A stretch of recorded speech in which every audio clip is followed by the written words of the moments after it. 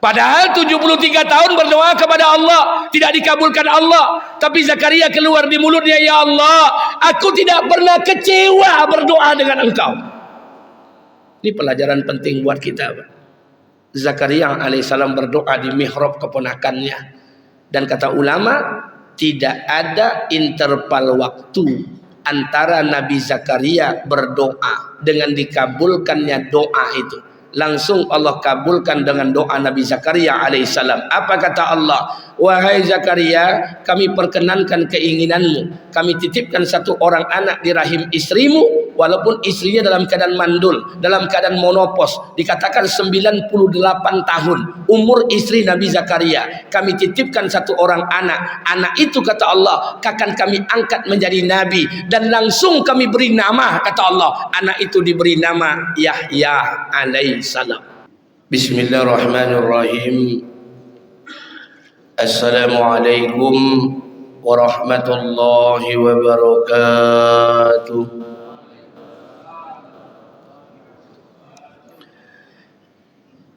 Innal hamdalillah nahmaduhu wa nasta'inuhu wa nastaghfiruh wa na'udzu billahi min shururi anfusina wa min sayyiati a'malina. Asyhadu an la ilaha illallah wa asyhadu anna Muhammadan 'abduhu wa rasuluh. Faqala Allah ta'ala fi kitabihil karim, a'udzu billahi samil 'alim minasy syaithanir rajim. Bismillahir rahim. Atamuruna an-nasa bil birri wa tansawna anfusakum wa antum tatluna al-kitaba afala ta'qilun.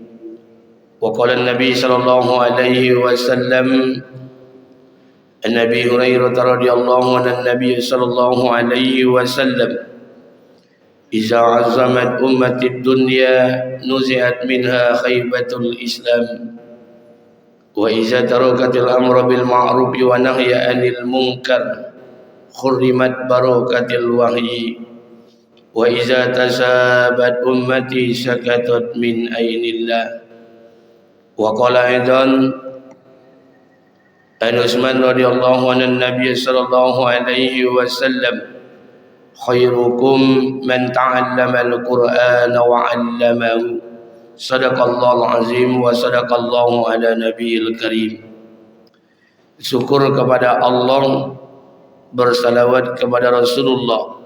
Mudah-mudahan pada hari ini Sayyidul Ayyam, pada hari yang dimuliakan Allah, semoga Allah Subhanahu wa taala senantiasa berikan rahmat dan keberkahan buat kita bersama. Amin ya rabbal alamin. Salawat beriring salam tidak lupa pula kita sampaikan pada junjungan alam Nabi besar Muhammad sallallahu alaihi wasallam. Allahumma salli ala sayyidina wa nabiyyina wa habibina wa syafi'ina wa zuhrina wa maulana Muhammad wa ala ali Muhammad. Bapak Ibu yang dimuliakan Allah Subhanahu wa taala, kebaikan di muka bumi ini tidaklah berdiri sendiri. Setiap aktivitas yang dilakukan pasti segalanya berorientasi pada sebuah kebaikan. Apapun namanya yang ada di kehidupan dunia ini, asalkan semuanya berlandaskan sebuah perintah, pasti akhirnya adalah sebuah kebaikan. Setiap nabi yang Allah turunkan ke muka bumi ini, maka setiap nabi itu membawa kebaikan.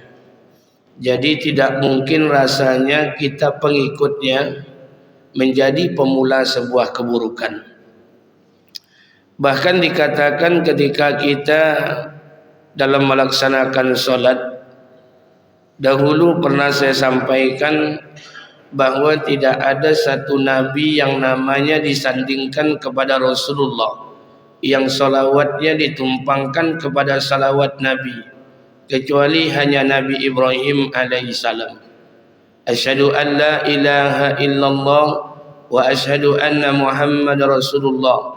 Allahumma salli ala Sayyidina Muhammad wa ala ali Muhammad kama sallaita ala Ibrahim. Kita mendoakan Ibrahim alaihissalam wa ala ali Ibrahim dan seluruh keturunan Ibrahim alaihissalam. Siapa keturunan Ibrahim? Jalur Ismail, jalur Ishak. Dari jalur Ismail diturunkan Allah sampai baginda Nabi Muhammad sallallahu alaihi wasallam, dan kita hari ini dari keturunan Ismail, umat Nabi Muhammad sallallahu alaihi wasallam. Dari keturunan Ishak muncul Yaqub alaihissalam. Setelah wafat Nabi Ibrahim, ada di antara mereka yang masih tetap dengan ajaran agama pendahulu mereka. Bahkan ada di antara mereka yang berpindah. Makanya yang masih tetap itu dari keturunan Yaqub alaihissalam, lahir Nabi Musa alaihissalam, dan Musa ini punya kaum namanya kaum Yahudi, dan kaum ini masih banyak eksistensinya di kehidupan dunia. Dari keturunan Yaqub ini pula lahirlah Nabi Isa alaihissalam, diberikan kitab Injil dan umatnya bernama Nasrani dan masih mendominasi di kehidupan di muka bumi ini. Pertanyaannya, lantas apa dasar kita memberikan keburukan-keburukan dan doa keburukan kepada mereka? Sementara dalam solat kita mendoakan Allahumma salli ala Sayyidina Muhammad wa ala ali Muhammad kama sallaita ala Ibrahim wa ala ali Ibrahim, seluruh keluarga Ibrahim alaihissalam. Maka hadirin yang dimuliakan Allah subhanahu wa ta'ala, pagi hari ini kita akan lanjutkan kisah Nabi yang belum selesai dari keturunan Bani Israel. Namanya disebut 7 kali oleh Allah dalam Al-Quran. Saya pernah baca satu hadis, tapi tadi malam saya mutar-mutar mencarinya, tak ketemu teks hadis, matan hadisnya. Tapi saya pernah baca hadisnya. Rasulullah Shallallahu Alaihi Wasallam berkata, sesungguhnya seluruh manusia itu berdosa. Tidak ada di antara manusia yang tidak berdosa. Hanya ada satu saja yang tidak berdosa. Jangankan berbuat dosa, kata Rasulullah, berpikir untuk berbuat dosa pun tidak pernah. Siapa dia? Yahya bin Zakaria alaihissalam. Kita akan lihat apa yang dibuat oleh Nabi Yahya sehingga jangankan berbuat dosa, berpikir untuk berbuat dosa pun tidak ada. Tapi sebelum kita membahas Yahya alaihissalam, kita bahas ayahnya dulu, Zakaria alaihissalam.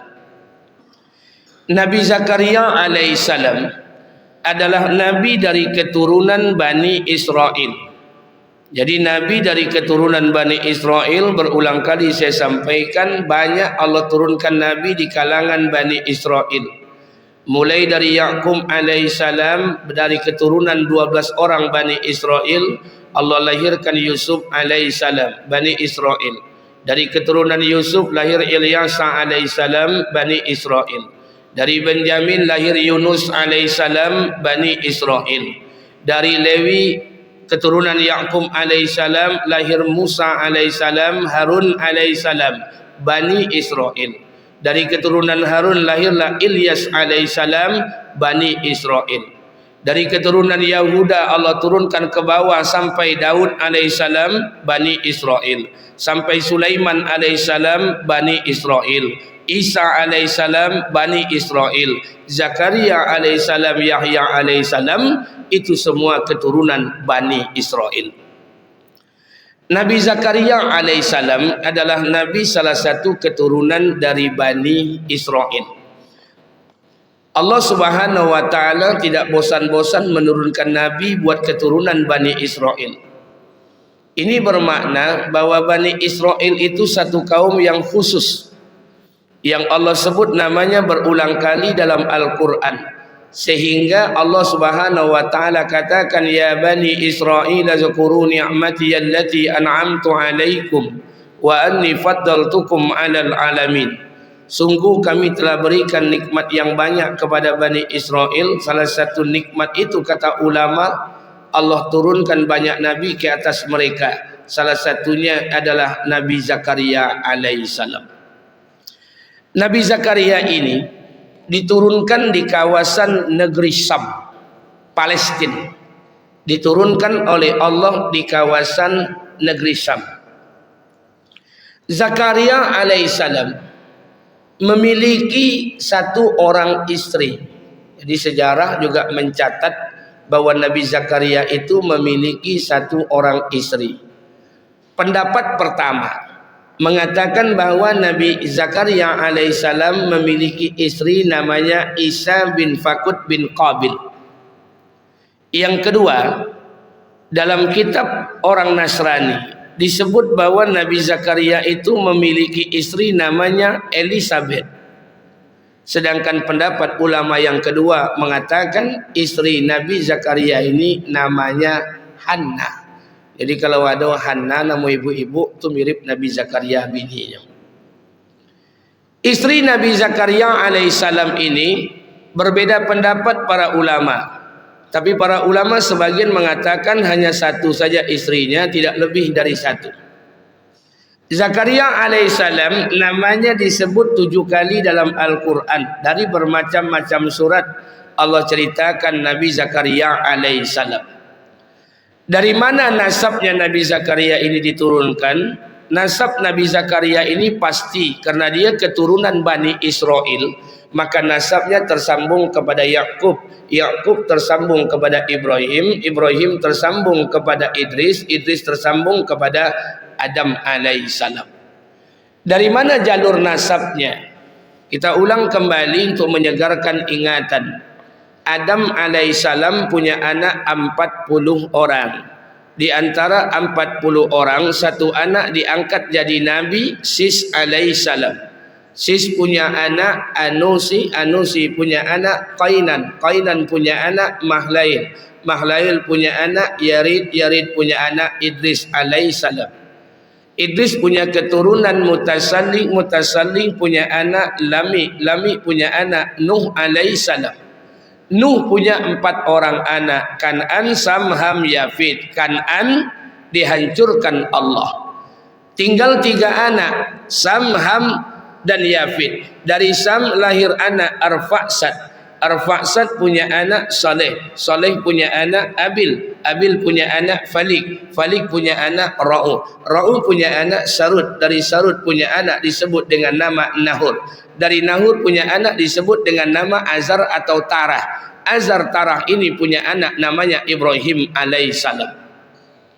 Ibrahim punya banyak istri, salah satunya adalah Sarah. Dari Sarah punya anak Ishak alaihissalam. Dari Ishak punya anak Yakub alaihissalam. Yakub punya anak 12 orang. 12 orang itu dikatakan Bani Israel. Salah satu di antara 12 orang itu, satu anak diberi nama Yahuda atau disebut dengan nama Yahudea. Yahuda ini punya anak Faris, Faris punya anak Aram, Aram punya anak Aminabad, Aminabad punya anak Uwaibid, Uwaibid punya anak Salmun, Salmun punya anak Asyun, Asyun punya anak Boaz, Boaz punya keturunan Yesais. Dari Yesais ini lahirlah Daud alaihissalam. Daud punya anak Sulaiman alaihissalam. Sulaiman banyak istrinya, punya salah satu istri yang paling cantik, Ratu Balqis. Punya anak tunggal namanya Rahab'an atau disebut dengan nama Rahabeam. Dari Rahab'an ini punya banyak anak laki-laki. Salah satunya adalah Ainaman. Dari keturunan Ainaman lahirlah Zakaria alaihissalam, Yahya alaihissalam. Maka dikatakan Yahya bin Zakaria bin Ainaman bin Rahab'an bin Sulaiman bin Daud bin Yesais bin Boaz bin Hasyun bin Salmun bin Aminabad bin Uwaibid bin Aram bin Faris bin Yahuda bin Yakub bin Ishak bin Ibrahim bin Tarah bin Nahur bin Sarud bin Ra'u bin Abil bin Falik bin Saleh bin Arfa bin Sam bin Nuh bin Lami bin Mutasalli bin Idris bin Yarid bin Mahlail bin Qainan bin Anusi bin Sis alaihissalam bin Adam alaihissalam. Jalur nasab Nabi Zakaria alaihissalam. Zakaria alaihissalam ketemu dengan ibunya Isa alaihissalam. Dari mana ketemunya Pak Ustadz? Jalurnya jelas. Isa punya ibu Maryam. Maryam punya ayah dan ibu. Ayah Maryam namanya Imran. Ibu Maryam sebagian orang mengatakan Aminah, sebagian lain dengan nama yang lain. Isa punya ibu Maryam. Maryam punya ayah dan ibu, ayahnya Imran. Istri Imran, ibunya Maryam, itu bininya, istri Imran ini punya adik beradik. Salah satu saudaranya yang perempuan itu bininya Nabi Zakaria alaihissalam. Jadi Zakaria ini pamannya Maryam dan istri Zakaria ini bibinya Maryam. Ketemu. Dari mana jalur ketemunya? Ketika Imran istrinya melahirkan satu orang anak. Anak itu diberi nama Maryam. Kemudian ketika baru dilahirkan, Maryam kecil itu diambil oleh Nabi Zakaria alaihissalam. Kemudian dibawa ke Baitul Maqdis. Kenapa? Pertama, Nabi Zakaria menyempurnakan nazar daripada ibunya Maryam. Yang kedua, karena Zakaria ini tidak memiliki anak. Sebagian ulama sejarah mencatat Nabi Zakaria itu berdoa kepada Allah, ada yang mengatakan 29 tahun, ada yang mengatakan 49 tahun. Bahkan ada sebagian ulama sejarah mengatakan Zakaria dan istrinya memohon satu keturunan sampai saat itu belum diberikan anak, berdoa kepada Allah selama 73 tahun. Berdoa kepada Allah minta anak. Maka diambillah Maryam.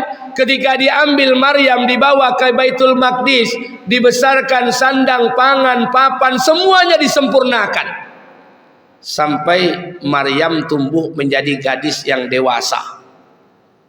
Disiapkanlah mihrab di Baitul Maqdis itu, tempat Maryam itu beribadah kepada Tuhannya. Karena ayah dan ibunya orang baik, maka Allah lahirkan keturunan juga menjadi orang baik. Singkat cerita, kita sudah bahas Nabi Isa ini. Singkat cerita, suatu ketika Zakaria alaihissalam masuk ke mihrabnya Maryam. Masuk ke mihrab dalam ruangan keponakannya ini. Itu yang dijelaskan oleh Allah dalam Quran. Kullama dakhala 'alaiha Zakaria al-mihrab. Setiap kali Nabi Zakaria itu masuk ke mihrabnya Maryam, wajada indaha rizqa. Dilihat oleh Nabi Zakaria banyak makanan.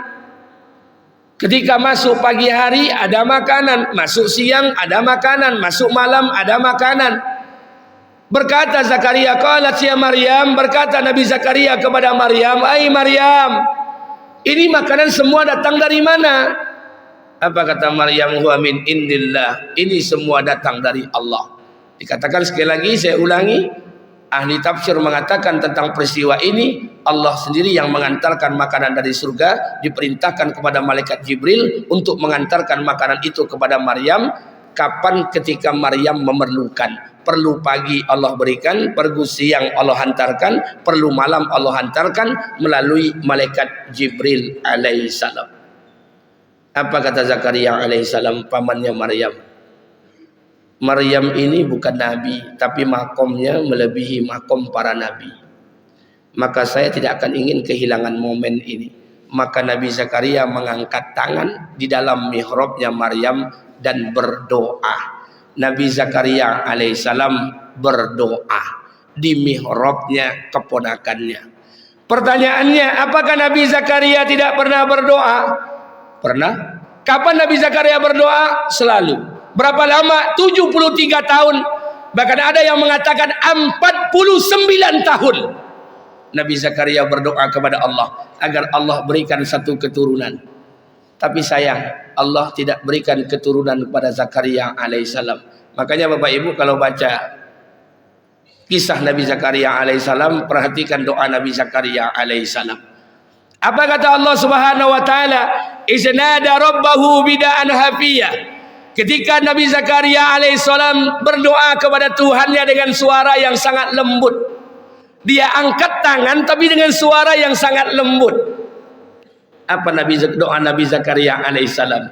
Qala rabbi inni, ya Allah, usiaku sudah tua, rambutku sudah memutih, istriku sudah mandul. Kata Zakaria alaihissalam, ya Rabb, aku tidak pernah kecewa berdoa dengan engkau. Coba bayangkan, Zakaria berdoa kepada Allah di luar sana 73 tahun, minta anak, tidak Allah berikan anak. Tapi ketika dia mengangkat tangannya di mihrabnya Maryam, dengan suara yang sangat lembut dia berkata, ya Allah, sesungguhnya usiaku sudah tua, rambutku sudah memutih, istriku sudah mandul, dan aku tidak pernah kecewa berdoa dengan engkau. Coba bayangkan Pak, sikap hati Zakaria alaihissalam. Padahal 73 tahun berdoa kepada Allah, tidak dikabulkan Allah. Tapi Zakaria keluar di mulutnya, ya Allah, aku tidak pernah kecewa berdoa dengan engkau. Ini pelajaran penting buat kita Pak. Zakaria alaihissalam berdoa di mihrab keponakannya. Dan kata ulama, tidak ada interval waktu antara Nabi Zakaria berdoa dengan dikabulkannya doa itu. Langsung Allah kabulkan dengan doa Nabi Zakaria alaihissalam. Apa kata Allah? Wahai Zakaria, kami perkenankan keinginanmu. Kami titipkan satu orang anak di rahim istrimu, walaupun istrinya dalam keadaan mandul, dalam keadaan monopos. Dikatakan 98 tahun umur istri Nabi Zakaria. Kami titipkan satu orang anak. Anak itu kata Allah akan kami angkat menjadi nabi, dan langsung kami beri nama, kata Allah, anak itu diberi nama Yahya alaihissalam. Apa pelajaran? Pelajaran yang pertama, begitu indahnya doa Nabi Zakaria alaihissalam. 73 tahun tidak dikabulkan doanya kepada Allah, meminta keturunan. Tapi Zakaria masih terucap di mulutnya, ya Allah, kami tidak pernah kecewa berdoa dengan engkau. Hari ko awak baru 5 tahun tak beranak lah, mau upe awak, la ilaha illallah. Zakaria puluhan tahun dia mengangkat tangan kepada Allah, ya Allah, aku tidak pernah kecewa berdoa dengan engkau, dengan suara yang sangat lembut. Makanya doa itu senjata orang-orang beriman. Kalau orang beriman sudah meninggalkan senjatanya, kita mau pakai senjata apa lagi? Doa ini senjatanya orang beriman. Kalau orang beriman sudah meninggalkan doa, lantas apalagi yang mau kita banggakan? Makanya mohon maaf, saya ingin minta pada kita bersama, habis sholat sempatkan masa untuk berdoa. Kalau tidak mau ikut doa bersama imam, tidak ada masalah. Doa sendiri-sendiri boleh. Karena kalau doa bersama imam berarti dia tidak yakin doanya sampai, dia tumpang sama imam. Kalau doa masing-masing silahkan dia meyakini bahwa doanya akan sampai, tidak ada masalah, sempatkan. Tapi hari ini yang terjadi kan lucu. Hari ini yang terjadi habis sholat, assalamualaikum, assalamualaikum, kita langsung keluar. Seolah-olah ada peti masuk 3 triliun yang akan diambil. Padahal tidak jodoh. Tidak sempat kita berdoa Pak. Padahal doa ini senjata orang beriman. Nabi Zakaria alaihissalam berdoa. Bukan Zakaria saja, banyak berdoa. Para nabi berdoa. Istrinya Imran berdoa ketika dia hamil, Rabbi inni nazartu laka ma fi batni muharraran fataqabbal minni innaka antas samiul alim. Ya Allah, demi bayi yang berada dalam kandunganku, Rabbi inni nazartu laka ma fi batni muharraran fataqabbal minni innaka antas samiul alim. Ya Allah, demi bayi yang berada dalam kandunganku, jadikan anak ini orang yang menghambakan dirinya kepada Allah. Doa lahir Maryam ibu Isa alaihissalam. Ibrahim doa meninggalkan istrinya, Rabbana inni askantu min zuriyati biwadin ghairi zi zar'in inda baitikal muharram Rabbana liyuqimus shalah. Ya Allah, aku telah meninggalkan keturunanku di lembah yang tak berpenghuni ini, Rabbana liyuqimus shalah, agar mereka mendirikan salat. Maka tak satu pun orang yang mendatangi Ka'bah hari ini yang tidak mendirikan salat. Doa Musa doa, Rabbi inni zalamtu nafsi zalamtu faghfirli faghfara lahu. Ya Allah, aku telah berbuat zalim, ampuni aku, maafkan aku. Allah ampuni. Doa. Lantas apa alasan kita untuk tidak berdoa? Terkadang kita tidak sempat untuk berdoa, karena doa ini senjatanya orang-orang beriman. 2 hari yang lalu saya ngisi kajian. Saya baru pulang dari Tapung, dari Rokan Hilir. Minggu depan saya berangkat ke Anambas sama Natuna. Ada undangan dari Kabak Kesra, KPU, pemilu damai di Anambas. Itu diperkirakan berangkatnya tanggal 25. Mereka minta tanggal 25, 26, 27, 28 saya baru pulang. Saya bilang tak bisa. Kalau memang mau, saya bisa hadir tanggal 25, 26 pagi pulang. Kenapa pulang? Karena tanggal 28 saya berangkat menunaikan ibadah umrah. Jadi oleh karena itu, kalau bisa 1 hari balik, kita balik. Malamnya selesai, pagi pulang. Diceklah tiket Pekanbaru, Batam. Dari Batam, kapal 10 jam laut Cina Selatan, gelombang 6 meter. Kira-kira gimana Ustaz? Pesawat saya bilang. Dari pesawat dari Batam ada ke Pelintu. Dari Pelintu ke Anambas 1,5 jam. Oke. Deal. Pesawatnya ke Pelintu, Anambas 1,5 jam. Malam acara, habis malam, pagi besok pulang. Dengan apa? 2 alternatif Ustaz. Yang pertama, tidak ada penerbangan, tidak ada kapal. Ustaz bisa naik pesawat perusahaan, isi penumpangnya 7 boleh orang. Tapi tidak menuju Pekanbaru, Halim Perdana Kusuma. Dari Halim ke Jakarta. Waktu berangkatnya Ustaz tidak tentu arah, kadang maghrib, kadang tengah malam. Lama tiambo, akan mati. Saya bilang gini saja, kapal gimana? Kapal ada, kapal berangkat dari pagi. Kalau pagi berangkat kapal, berarti jam 4 sore perkiraan sudah sampai di Batam. Saya bilang, saya berangkat pakai kapal. Yang penting Sabtu itu saya harus pulang. Paling tidak Minggu saya sudah sampai ke rumah. Balik pada kisah Nabi Zakaria alaihissalam. Doa itu senjata orang beriman. Jadi doa ini ada kelas-kelas, ada level-levelnya. Kalau level kita nih jangan dipaksakan dengan level yang lain. Kalau level-level orang yang sampai mahabbah, orang yang sampai mencinta itu luar biasa. Karena cinta ini berlebihan. Kalau ada orang bilang, Pak Ustaz, doa itu jangan berlebihan. Kalau cinta ini berlebihan, tidak ada bahasa cinta itu yang tidak berlebihan. Saya belum pernah ketemu orang bahasa cinta itu yang tidak berlebihan. Abang suka sama engkau, titik. Dado. Cinta itu semuanya berlebihan, Pak.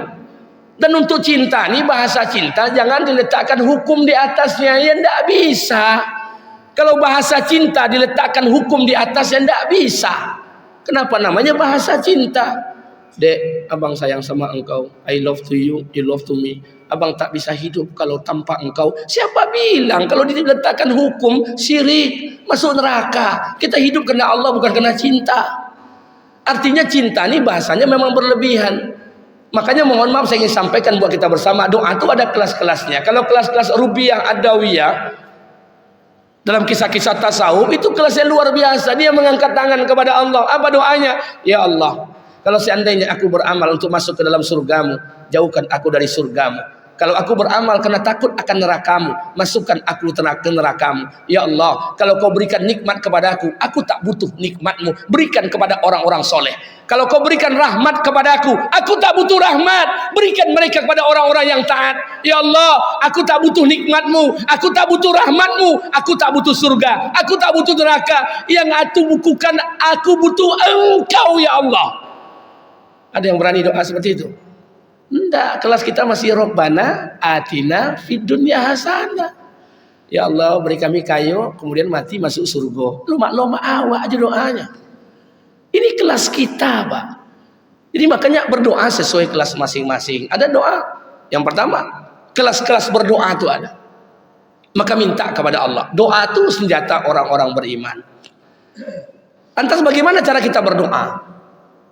Bagaimana cara kita berdoa? Pertama, perhatikan tempat untuk kita berdoa. Jadi perhatikan betul di mana tempat kita untuk berdoa. Bapak Ibu bangun malam hari, sholat tahajud, sholat taubat 2 rakaat, kemudian tahajud, kemudian doa. Kalau Bapak Ibu berdoa, jangan muslimin muslimat saja. Sebut nama orang yang kita doakan. Doakan saudara-saudara kita. Makanya saya ingin sampaikan, doa itu ada 3 level, ada 1 level, ada 2 level, ada 3 level. Yang pertama, doa itu dahulu pernah saya sampaikan, doa level anak SD. Level anak SD ini kerojonya minta aja. Ya Allah, pagi piti, ya Allah. Ya Allah, nak boleh oto besok pagi piti kurang, ya Allah. Itu minta. Allah suka. Allah sayang. Allah tidak marah. Tidak marah. Karena Quran juga mengatakan, Allah katakan, Ad'uni astajib lakum. Kalau kamu doa pasti saya akan kabulkan. Doalah. Itu doa level anak SD. Apa level anak SD? Doa level anak SD. Kerojonya minta aja. Yang kedua doa level anak SMP. Apa doa level anak SMP? Tidak meminta tapi memberikan laporan. Apa laporannya? Ya Allah, anak saya sedang dirawat di rumah sakit ya Allah. Allah tahu di hatinya minta sembuh. Ya Allah, bolehlah tinggal sekilo di rumah ya Allah. Allah tahu dia minta makan. Dia tak minta tapi dia melaporkan keadaannya. Ini level anak SMP. Ini agak jauh lebih baik. Yang paling baik itu doa level anak SMA. Apa doa level anak SMA? Tidak minta, tidak melapor. Ini yang doa Nabi ketika di Taif.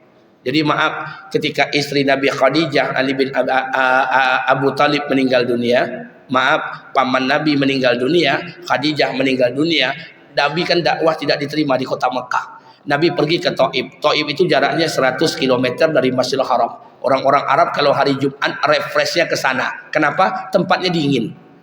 Maka Nabi pergi ke Taif. Berapa lama Nabi ke Taif? 10 hari. Apa tujuan Nabi ke Taif? Dakwah tak diterima di kota Mekah. Nabi pergi ke Taif dengan harapan bertemu dengan satu kaum namanya Bani Saqif.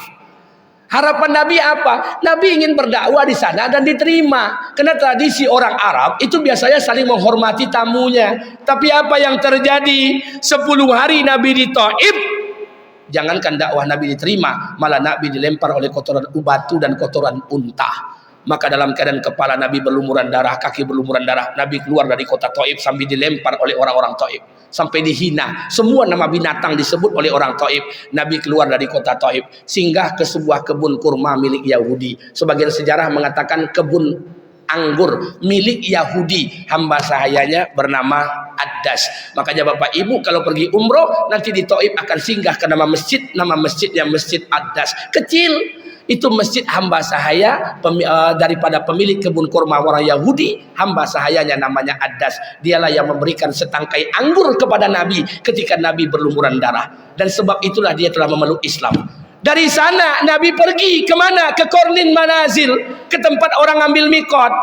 Nabi berdoa. Apa doa Nabi? Ini yang doa level SMA. Tidak minta, tidak melapor, tapi dia menyerahkan urusan bulat-bulat kepada Allah. Apa doa Nabi di Taif? Ya Allah, aku kadukan segala kelemahanku. Aku kadukan segala kebodohanku dalam urusan manusia. Mau kau serahkan aku kepada orang Taif yang akan membunuhku, atau kau lindungi aku di bawah kasih sayangmu. Tidaklah mengapa ya Allah, asalkan kau jangan marah kepadaku. Nabi tidak pernah mengadukan, tidak pernah melaporkan. Nabi menyerahkan urusan bulat-bulat. Ya Allah, mau kau serahkan diriku kepada orang Taif yang akan membunuhku, atau kau lindungi aku di bawah kasih sayangmu. Tidak mengapa ya Allah, asalkan kau jangan benci kepada aku. Ada yang tolak doa model itu? Ya Allah, mau kau ambil suamiku atau kau panjangkan umurnya, terserah ya Allah, yang penting kau ridho. Ada yang tolak model itu?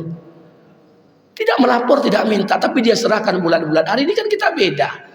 Aku doaku memasuk Allah, ya Allah tolonglah ya Allah, minggu depan bayar SPP ya Allah, kalau enggak anak DO ya Allah, subuh terlambat, zuhur lewat, asar teman-teman, kata Allah siap puang. Makanya oleh karena itu doa itu level. Makanya level-level doa itu ada. Kita sesuai dengan pangkat dan levelnya sajalah. Sesuai dengan makom. Tidak usah berdoa yang tidak sesuai makom. Yang para ulama-ulama, para wali-wali Allah doanya lain lagi. Ya Allah, jadikan setiap kesalahan kami sebagai kesalahan-kesalahan orang yang kau cintai. Itu level-level para wali, para ulama. Itu tidak level kita. Tapi kalau level-level kita ini ya Rabbana atina fid dunya hasanah, itu level kita. Tapi yang jelas berdoa. Jangan sampai di antara kita tidak berdoa. Habis sholat berdoalah, malam hari berdoalah, berdoa. Maaf, saya ingin sampaikan buat kita bersama. Saya tanya pada bapak-bapak, ibu-ibu sekalian. Bapak ibu kalau andai kata berdoa, kira-kira mana yang bapak ibu lebih sukai? Doanya diterima atau ditolak? Doanya diterima atau ditolak? Diterima.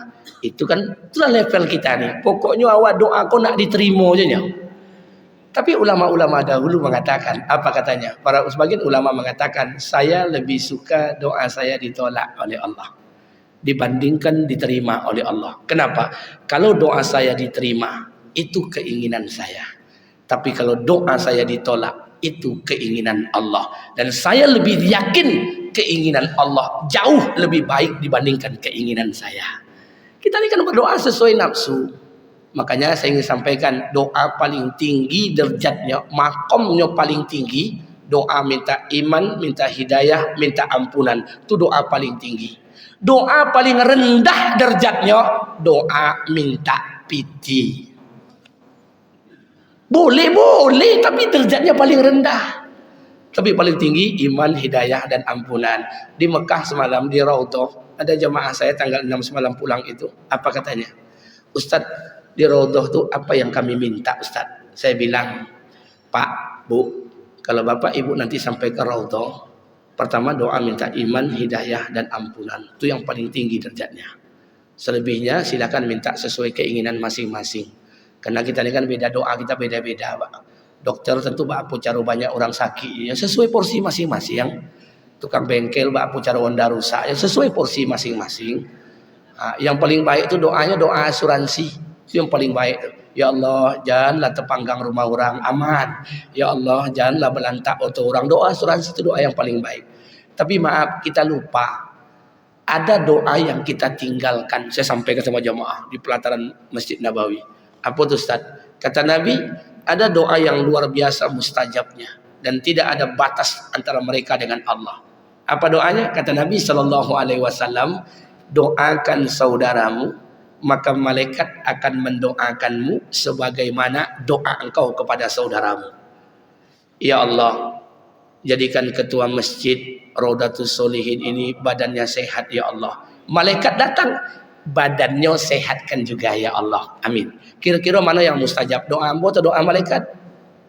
Ya Allah, panjangkan umur ketua masjid Raudatus Solihin. Kata malaikat, inyo panjangkan ci ya Allah. Amin. Jamaah kok salah membawa doa, disalahgunakan. Berdoanya loh, ya Allah tambahkan istri saudara saya. Dan kata malaikat, abininya tambahkan puluh. Dongau de bininya bacoka.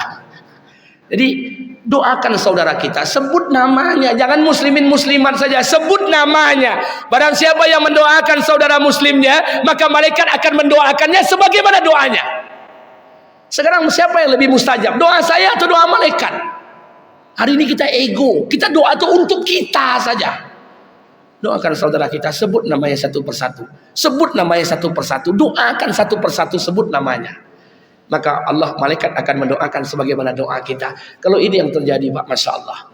Maka saya minta pada kita bersama, kita belajar. Belajar dulu, saya sudah sampaikan, memang doa ini luar biasa. Tidak satu pun di antara kita hari ini yang menanamkan dalam hatinya, kita tak pernah berdoa kecewa dengan Allah. Dulu ketika saya nikah dahulu dengan istri saya, dahulu kan hampir tidak jadi saya nikah dengan istri saya. Kenapa tidak jadi? Karena saya kan dijodohkan, bukan pacaran. Saya dijodohkan, ketemu, kemudian diadu oleh pengurus RT, pengurus RW, ibunya, orang tuanya diadu. Setelah diadu, ibunya setuju, saya setuju. Soal saya jangan ditanya, pasti setuju. Saya sampaikan dengan ibu saya. Ibu saya bilang heran, baru satu malam kenal kok langsung nikah. Akhirnya kalau bahasa orang kampung awak, pailah ayah, adik beradik, oma ambo sama mak tu ambo. Nama bahasa orang kampung, pai manyilau ke rumah betino. Batanyo betul-betul. Apa jawaban perempuan tu? Tidak mau. Mak saya pulang, apa kata mak saya? Tidak mau nyukang nak ayah. La ilaha illallah. Jadi cerita tadi malam apa sebian? Angkatlah telefon lah. Assalamualaikum, waalaikumsalam. Apa cerita? Ustaz jangan maksa-maksa gitulah katanya. Ini kan perjodohan orang tua. Saya kan udah punya pacar. Ustaz mungkin udah punya pacar. Jangan dipaksa-paksa gitulah. Lah mati ambo kacau. Saya bilang ya udahlah, mungkin kita belum jodoh, tapi ya doalah. Solat malam ini istikharah. Kalau kita tidak jodoh tidak apa-apa, kan masih pertemuan orang tua. Tentu deh hati yang bola hancur doa. Ibu terbayang oleh ibu doa ibu ketika hancur meleleh mata dah. Aku hati-hati terhadap orang yang doa hatinya hancur, menangis malam tu. Ambo tidak tahu bini ambo punya doa atau tidak. Ambo tidak tahu, tapi ambo yakin dia berdoa malam. Buktinya apa? Sudah sembahyang subuh diangkatnya telepon. Assalamualaikum Ustaz, maafkan perkataan saya tadi malam. InsyaAllah saya siap jadi istri Ustaz. Yes. Doa.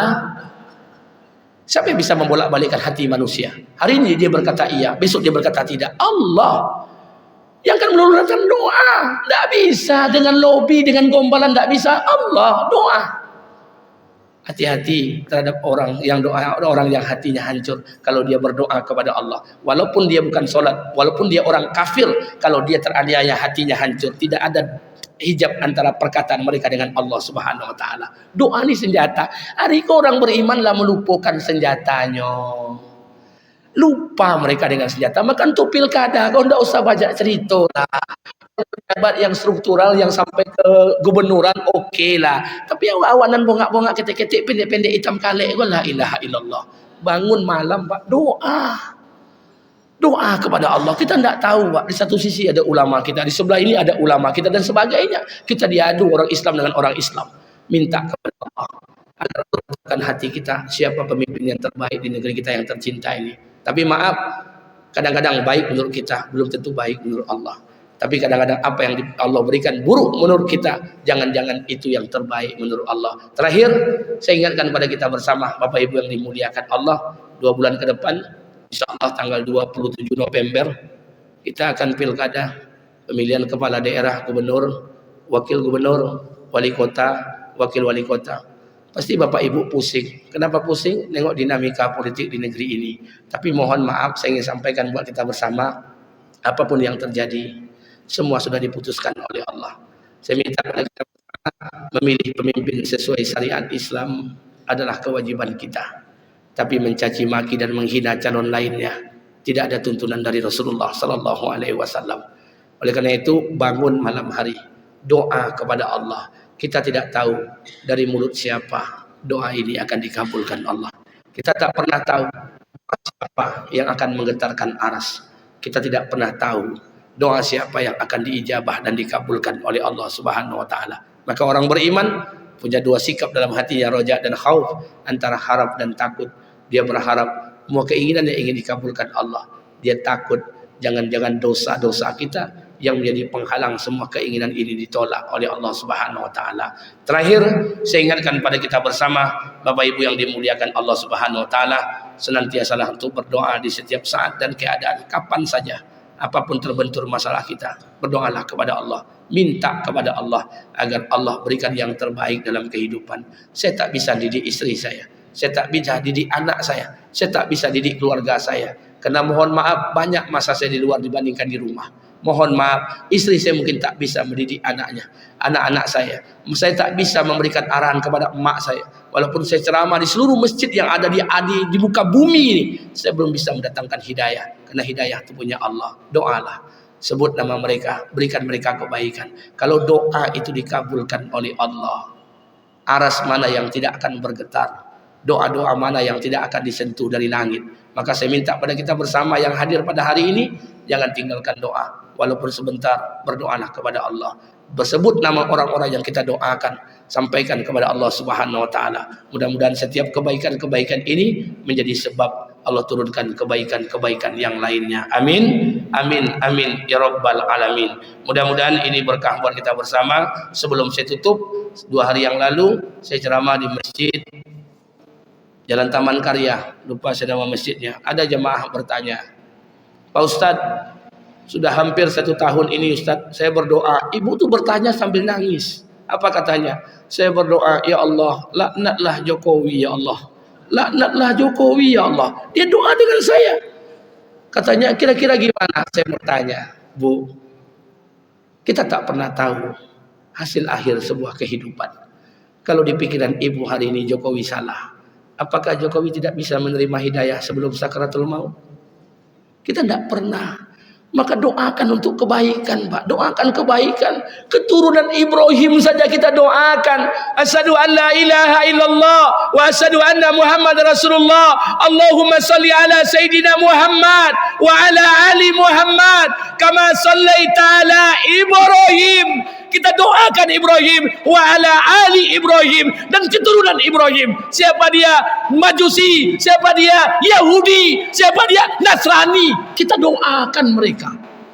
Lantas kenapa kita laknat saudara kita? Maka saya minta rubah doanya, berubah. Doa minta hidayah. Kita tidak pernah tahu hasil akhir sebuah kehidupan. Jangan-jangan Jokowi nanti ketika sakaratul maut Allah berikan taufik hidayah, Allah matikan husnul khotimah. Jangan-jangan kita yang dicabut taufik hidayah, Allah matikan kita dalam keadaan su'ul khotimah. Kita tidak pernah tahu. Jadi doa itu kebaikan saja, Pak. Doa itu kebaikan-kebaikan saja. Buatlah doa kebaikan.